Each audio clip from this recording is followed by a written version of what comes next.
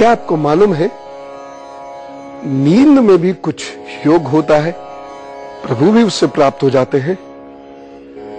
जरा सी देर की नींद 2400 घंटों की तरोताजगी आपको दे सकती है। ये संभव है और भारत की धरती पर ही यह ज्ञान संभव है। राम राम और सबको मेरा सादर प्रणाम। भारत पर में आज हम कुछ विशेष बातें करेंगे जो हम सबके बहुत काम की हैं, जैसे हम रोज करते हैं। पहले मैं उन लोगों की बात करूंगा जिनके शनि उनके व्यक्तित्व को प्रभावित करते हैं।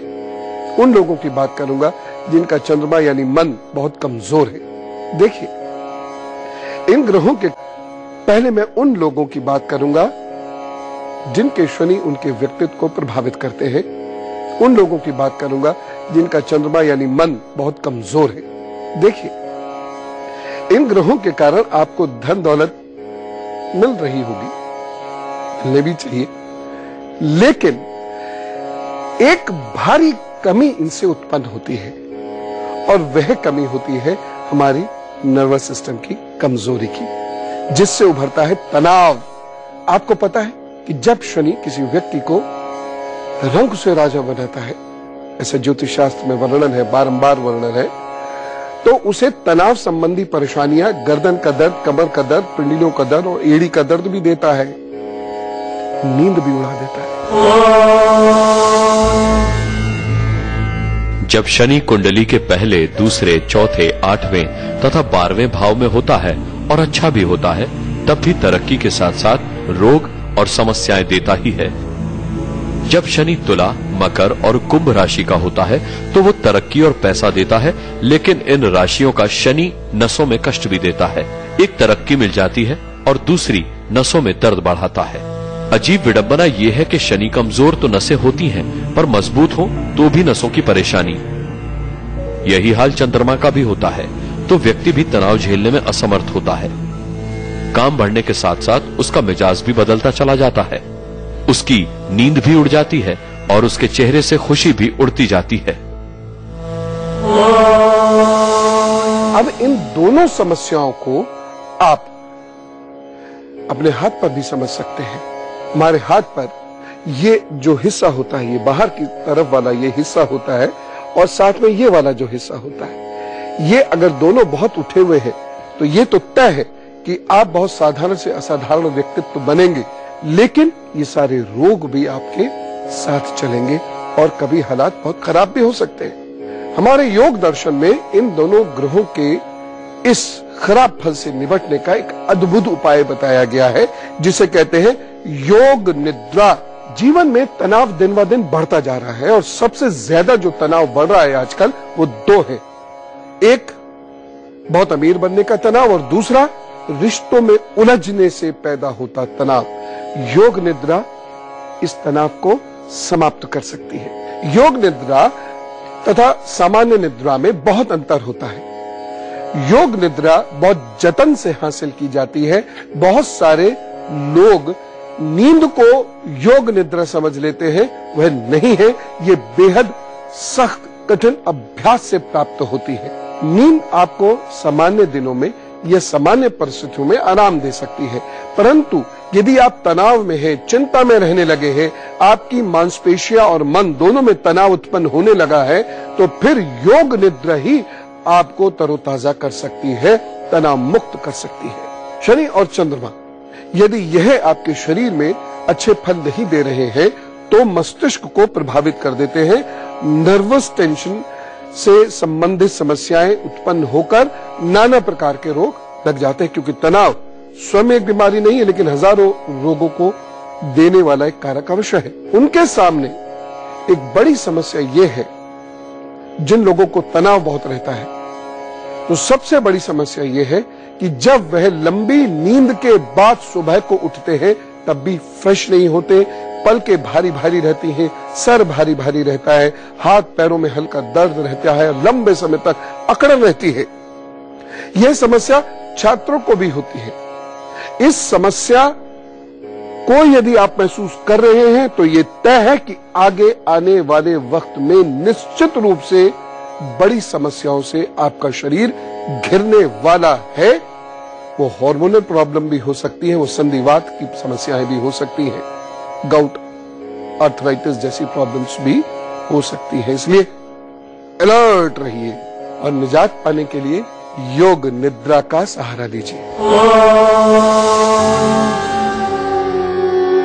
योग निद्रा न केवल तन को आराम देती है बल्कि मन को भी शांत करती है, एंजाइटी को कम करती है तथा सिर दर्द दूर करती है। योग निद्रा से स्मरण शक्ति और एकाग्रता भी बढ़ती है। योग निद्रा का अभ्यास करने वाले व्यक्तियों को अवसाद परेशान नहीं करता। योग निद्रा से सोच बुलंद होती है। यदि आप किसी समस्या का हल नहीं ढूंढ पा रहे हैं तो योग निद्रा में चले जाएं। आपको ईश्वर उस समस्या का हल करवा देंगे। हालांकि ये एक दिन में नहीं होगा, इसके लिए सतत अभ्यास की आवश्यकता है। परंतु यदि अभ्यास किया तो फिर आप बुरी परिस्थितियों में भी खुद को संतुलित रख सकते हैं। आपने सुना होगा कि कुछ लोगों को स्वप्न में ईश्वर समस्या का हल बता देते हैं, और यह बात सही है, 100% सही है। क्योंकि योग निद्रा को जो व्यक्ति प्राप्त हो जाता है, उस व्यक्ति का मन मस्तिष्क इताद श्रेणी का हो जाता है तथा उसका अवचेतन मस्तिष्क सामान्य लोगों के मुकाबले बहुत जागृत होता है। अतः वह अलौकिकता से जुड़ा रहता है और स्वप्न में, ये साधारण स्वप्न नहीं है, ये असाधारण स्वप्न होते हैं, उन्हीं में वह अपनी समस्याओं का हल ढूंढ लेता है। यदि आप लोग चाहेंगे तो मैं इस पर और विस्तार से बात करूंगा, लेकिन फिलहाल इतना जान लेना काफी है कि योग निद्रा से व्यक्ति स्वयं को ढूंढ लेता है। वह कौन है, वह क्यों है, वह कहां से आया है, वह कहां चला जाएगा, उसके इस धरती पर होने का मकसद क्या है, उद्देश्य क्या है उसके जीवन का। योग निद्रा से ये सब प्राप्त किया जा सकता है। इन विषयों को मैं अभी छूता हुआ निकल रहा हूं। क्यों? क्योंकि मैं चाहता हूं आप मुझे लिखकर बताएं कि इन विषयों में आपको आनंद आ रहा है और आप इनके बारे में और भी गहराई से जानना चाहते हैं, तो मैं और गहराई से आपको बताऊंगा। और आप देखिएगा कि धीरे धीरे जिज्ञासु प्रवृत्ति यदि आप में रही तो आप ज्ञानी हो जाएंगे। बस अहंकार नहीं आना चाहिए, क्योंकि ये समस्त विषय वो विषय है जो आपको एक भारतीय होने के नाते जानने ही चाहिए। और यदि आप सुखी और अच्छा जीवन बिताना चाहते हैं तो भी इन विषयों पर आपकी पकड़ और अभ्यास अवश्य होना चाहिए। इस विषय पर आगे बात करते हैं। योग निद्रा यानी परम सुख, परम विश्राम। योग निद्रा का अर्थ है आध्यात्मिक नींद। जैसा कि नाम से ही स्पष्ट है, निद्रा एक तरह का योग है। ये वो नींद है जिसमें व्यक्ति जागते हुए सोता है। सामान्य भाषा में हम कह सकते हैं कि सोने और जागने के बीच की अवस्था को ही योग निद्रा कहते हैं, जिसमें व्यक्ति अर्धचेतन अवस्था में होता है। योग निद्रा का अभ्यास 3 चरण का होता है। पहला चरण शरीर का शिथिलीकरण, दूसरा चरण है अनुभूति और तीसरा चरण है धारणा। योग की दृष्टि में कहें तो पहला चरण आसन है, जिसमें आप मन और शरीर को स्थिर करते हैं। दूसरा प्राणायाम है, जिसमें सूक्ष्म शरीर को देखते हैं, और तीसरा है धारणा, यानी मन को अपनी इच्छा के अनुसार निर्देशित करते हैं। इसके रोजाना अभ्यास से शरीर और दिमाग का तनाव दूर होता है और मानसिक शांति मिलती है। शास्त्रों में ऐसा माना जाता है कि देवता भी इसी अवस्था में सोते हैं। योग निद्रा के अभ्यास से साधक की उम्र लंबी होती है और वो अपने श्वास को भी नियंत्रित कर सकता है, और वो कई दिनों तक बिना हवा, पानी और भोजन के जमीन के नीचे जीवित रह सकता है। योग निद्रा के प्रयोग से रक्तचाप, शुगर, हृदय रोग, सिर दर्द, तनाव, पेट के घाव, दमे की बीमारी, गर्दन, कमर, घुटनों और जोड़ों का दर्द, साइटिका, अनिद्रा, डिप्रेशन और मनोवैज्ञानिक बीमारियां ठीक होती हैं। इसके अलावा योग निद्रा के प्रयोग से प्रसव पीड़ा में लाभ मिलता है, लेकिन योग निद्रा को योग्य गुरु के निर्देशन में ही सीखना चाहिए। योग निद्रा में हम अपने चेतन मन को बहुत एक्टिव रखते हैं। योग निद्रा में हमारा मन, हमारी सांसें, हमारा शरीर सभी एक लय में आ जाते हैं। योग निद्रा में हम नींद की तरह बेखबर नहीं होते, बल्कि और ज्यादा खबरदार होते हैं। हमेशा याद रखिएगा, अचेतन मन जब एक्टिव होना शुरू हो जाता है, जागृत होना शुरू हो जाता है, आपके अंदर की विलक्षण शक्ति उत्पन्न होनी शुरू हो जाती है, जो ना केवल आपको भूत, वर्तमान और भविष्य के बारे में बता सकती हैं, बल्कि आप अपने शरीर को ठीक करना शुरू कर देते हैं। चेतन मन योग निद्रा में बिल्कुल अक्रिय नहीं करना है, पूरी तरह क्रियाशील रहेगा। योग निद्रा नींद की गोली खाकर बेहोश होना नहीं है, बल्कि योग निद्रा में स्वयं को महसूस करते हुए अपने को आत्मा के निर्देशन में छोड़ देना होता है, स्वयं को ईश्वर की गोद में छोड़ देना होता है।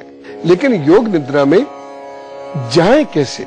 एक चीज और बताता हूं। अगर आपको 8 घंटे सोने की आवश्यकता महसूस होती है, परंतु समय बहुत परमिट नहीं करता आपको ऐसा करने के लिए, समय कहता नहीं भैया 3-4 घंटे ही सो, बाकी तो काम करना है, ऐसे में यदि आप योग निद्रा के अभ्यासी हैं तो मात्र 2-3 घंटे सोकर भी आप अपने को उतना ही फ्रेश रख सकते हैं जितना 8 घंटे सोकर।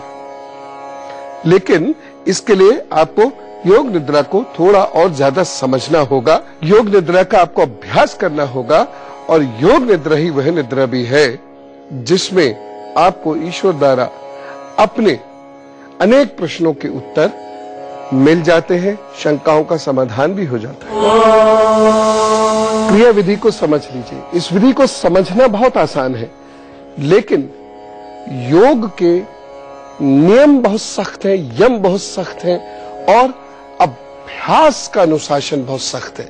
तो आप समझ लेंगे कुछ सेकंड्स में, लेकिन अभ्यास आपको लंबे समय तक करना होगा।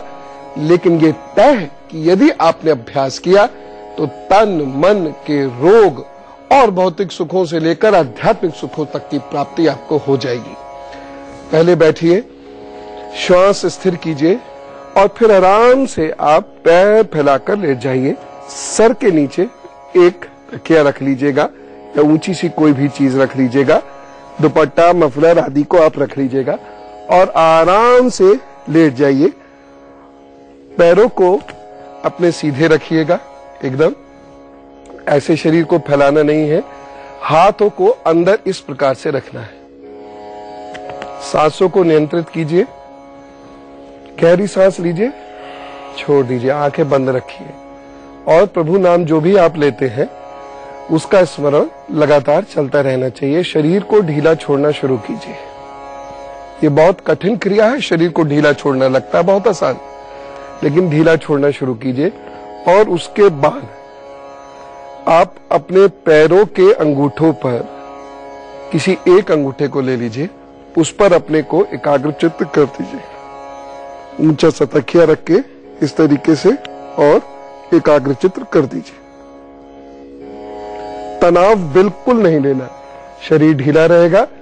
जैसे एक बच्चे की स्थिति होती है ना, पिता की गोद में या माता की गोद में लेटने पर, वैसे ही एक सरल स्थिति में आप आराम से लेटे रहिए, अपने प्रभु की गोद में लेटे हैं ऐसा सोचकर, और एकदम एकाग्रचित्त कर दीजिए। एकाग्रचित्त करे करे करे करे धीरे धीरे आप देखेंगे वहां एक स्पंदन प्रारंभ हो जाएगा। उस स्पंदन को महसूस करते करते अपनी आंखें बंद कर लीजिए, और उसके बाद जो प्रभु चाहे वो होने दीजिए। कितना सरल है इसको समझना। नियमित इसका थोड़ी थोड़ी देर अभ्यास कीजिए और देखिएगा फिर आप प्रभु शरण में कैसे जल्दी से पहुंचते हैं। और यही तो है वास्तविक पूजाएं और खुश रहने के अभ्यास। निरोगी काया, स्वस्थ मन, अलौकिक और ईश्वरीय अनुभूति, ये योग है, यही साधना है, और यह है भारतीय योग दर्शन। कभी इस स्वाद को चख कर देखिएगा, फिर आपकी समझ में आएगी पूजा, फिर आपकी समझ में आएगी भक्ति, और फिर जो अनुभूति उत्पन्न होती है वह मूलतः आपको सशक्त बनाती है और सौभाग्यशाली बनाती है। तो सामान्यतः जिस प्रकार की पूजा पद्धतियां हम आजकल प्रचलन में अपनाते हैं वह मूल पूजा नहीं है।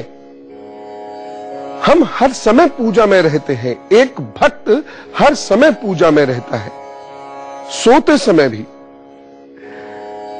तो योग निद्रा वह निद्रा है जिसमें आप नींद का सुख भी लेते हैं, प्रभु की पूजा का सुख और आनंद भी लेते हैं, पूजा की अनुभूति भी आपको महसूस होती है और आप अपने मस्तिष्क को एक लक्षण स्थिति में लाकर आप अपने शरीर को भी ठीक कर सकते हैं, अपने शरीर की ऊर्जा की पूर्ति करते हुए। आज बात करेंगे एक ऐसी वस्तु की जिसे आप जानते हैं, जिसका इस्तेमाल भी करते हैं, वह हमेशा आप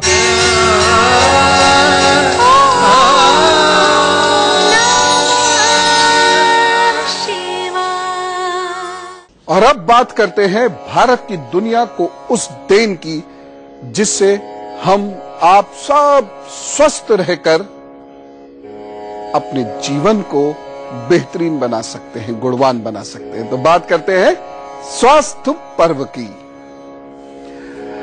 आज बात करेंगे एक ऐसी वस्तु की जिसे आप जानते हैं, जिसका इस्तेमाल भी करते हैं, वह हमेशा आपके साथ रहा है, लेकिन जैसा हम में से अधिकतर लोग अपने भारत की महान परंपरा के बारे में गहराई से नहीं जानते, ठीक उसी तरह इसके बारे में भी उतनी गहराई से नहीं जानते। मैं बात कर रहा हूं हल्दी की, वही हल्दी जो पूजा में भी काम आती है और खाने के हर पकवान में भी काम आती है, जो हल्दी शादी में भी शुभ है और चोट लगने पर शुभ गुण देने वाली है, क्योंकि ये आपको बहुत जल्दी ठीक करती है। भारत में हल्दी का उपयोग लगभग 2600 वर्ष से पहले से हो रहा है। इसका सबसे पहला उपयोग ये है कि ये दुनिया का शायद सर्वप्रथम एंटीसेप्टिक और एंटीबैक्टीरियल एजेंट है। आयुर्वेद में इसके 20 से अधिक प्रयोग बताए गए हैं। ज्योतिष में इसे बृहस्पति ग्रह को संतुलित करने में प्रयोग करते हैं और शरीर में जो रोग बृहस्पति के कारण होते हैं उन सब को ठीक करने में हल्दी का अति सहायक सिद्ध होना माना गया है। भारत में शादी ब्याह के अवसर पर दूल्हे और दुल्हन को हल्दी का उपटन लगाते हैं और हिंदू रीति में हल्दी की रस्म भी होती है। ज्योतिष के मुताबिक ऐसा बृहस्पति को मजबूत करने के लिए किया जाता है, क्योंकि बृहस्पति ग्रह कमजोर हो तो वैवाहिक जीवन अच्छा नहीं होता। मेडिकल साइंस के मुताबिक हल्दी में एंटी इंफ्लेमेटरी एजेंट होता है जो त्वचा की जलन दूर करता है। साथ ही ये चोट के घाव को जल्द ही भरता है और सेप्टिक का भी खतरा नहीं होता। चिकित्सा विज्ञान के अनुसार शरीर के दर्द में भी हल्दी को बेहद उपयोगी माना गया है। मेडिकल रिसर्च तो ये भी बताती है कि हल्दी प्रोस्टेट कैंसर और ब्रेस्ट कैंसर को भी रोकती है। साथ ही हल्दी का प्रयोग अल्जाइमर की बीमारी में भी काफी असरदार होता है।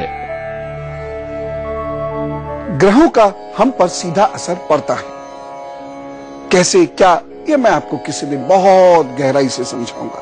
लेकिन बृहस्पति की कमजोरी शास्त्र में बड़ा स्पष्ट लिखा है, तो ये ज्ञान की भी कमी कर देती है, क्योंकि बृहस्पति की कमजोरी से हमारे ब्रेन सेल्स थोड़े से प्रभावित हो जाते हैं, या हमारे दिमाग के वो हिस्से जहां से हम ज्ञान को प्राप्त करते हैं, सीखते हैं, जैसे लर्निंग प्रोसेस जिसे हम कहते हैं, वह कमजोर हो जाता है।